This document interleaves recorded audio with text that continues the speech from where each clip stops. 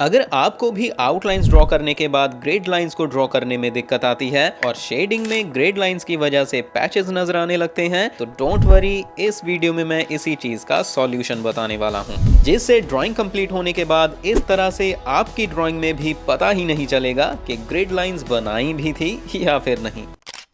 सबसे पहले इस चीज को समझो, अगर आप ग्रेड लाइंस को इरेज करने के लिए नॉर्मल इरेजर यूज करते हो तो इससे 3 तरह की दिक्कतें आएंगी। पहली, इस इरेजर के साथ जब हम ग्रेड लाइंस को इरेज करते हैं तो इसका साइज बड़ा होने की वजह से ग्रेड लाइंस के साथ साथ आउटलाइंस भी इरेज होने लगती हैं। दूसरा, ये इरेजर इरेज करने के बाद रेसिड्यूज बहुत छोड़ती है, मतलब ये जो ग्रेफाइट और रबर के छोटे छोटे टुकड़े रह जाते हैं। और तीसरा, ये इरेजर गंदी बहुत जल्दी होती है, जिस वजह से ये कभी कभी पेपर को भी गंदा कर देती है। तो इस इरेजर के साथ ग्रेड लाइंस को इरेज मत करो।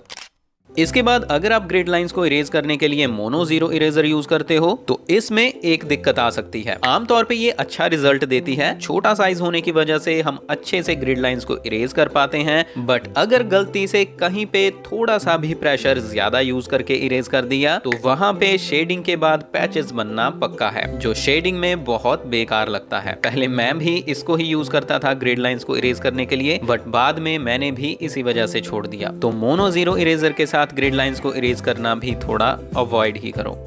तो ग्रेड लाइंस को इस तरह से इरेज करने के लिए जिससे पेपर भी डैमेज ना हो और शेडिंग में भी पैचेस ना बने, मैं आपको रेकमेंड करूंगा नीडेबल इरेजर। नीडेड इरेजर या फिर नीडेबल इरेजर को यूज करने के 3 फायदे हैं। पहला, आप इसको इस तरह से मोल्ड करके इसको कोन शेप में बना के इसकी तीखी नोक से आराम से बस ग्रेड लाइंस को इरेज कर सकते हो। इससे बस ग्रेड लाइंस ही इरेज होंगी, आउटलाइंस को बिल्कुल भी नुकसान नहीं होगा। आप छोटे से छोटे एरिया में भी इसकी तीखी नोक से आराम से इरेज कर सकते हो। दूसरा, जब हम नीडेबल इरेजर के साथ लाइंस को इरेज करते हैं तो ये इरेजर ना ही पेपर के ऊपर खुद घिस के छोटे छोटे टुकड़े छोड़ती है और ना ही ग्रेफाइट को रब करके उसके टुकड़े पेपर के ऊपर छोड़ती है, बल्कि ये ग्रेफाइट को अपने साथ चिपका के पेपर के ऊपर से उठा लेती है, जिससे पेपर के ऊपर कोई भी कूड़ा नहीं बचता और पेपर साफ रहता है। तीसरा, बिकॉज ये इरेजर ग्रेफाइट को पेपर के ऊपर से उठा लेती है, इसीलिए ये पेपर को डैमेज भी नहीं करती, जिस वजह से शेडिंग के बाद पेपर पे किसी भी तरह की लाइंस या पैचेस नजर नहीं आते और हम आराम से रियलिस्टिक ड्राइंग्स को बना पाते हैं। अब बात करते हैं कि आपको कौन सी नीडेबल इरेजर बाय करनी चाहिए। तो इसको तो मत ही बाय करना, ये ब्रुस्ट्रो की नीडेबल इरेजर है। इसके अलावा मैंने फैबर कैस्टल की नीडेबल इरेजर यूज की थी, जो कि इससे बहुत बेटर थी, तो आप उसको बाय कर सकते हो। बट अगर आपका बजट कम है तो फिर आप ये ब्रुस्ट्रो वाली बाय कर सकते हो। और अगर आप जानना चाहते हो कि मैं और कौन कौन से टूल्स यूज करता हूं तो लेफ्ट वीडियो पे टैप करो, और अगर आप रियलिस्टिक ड्राइंग को बेसिक से सीखना चाहते हो तो राइट प्लेलिस्ट पे टैप करो। बट उससे पहले इस वीडियो को लाइक और शेयर जरूर करना। अब हम मिलते हैं इस ड्राइंग की शेडिंग वीडियोस के साथ, तब तक के लिए कीप ट्राइंग,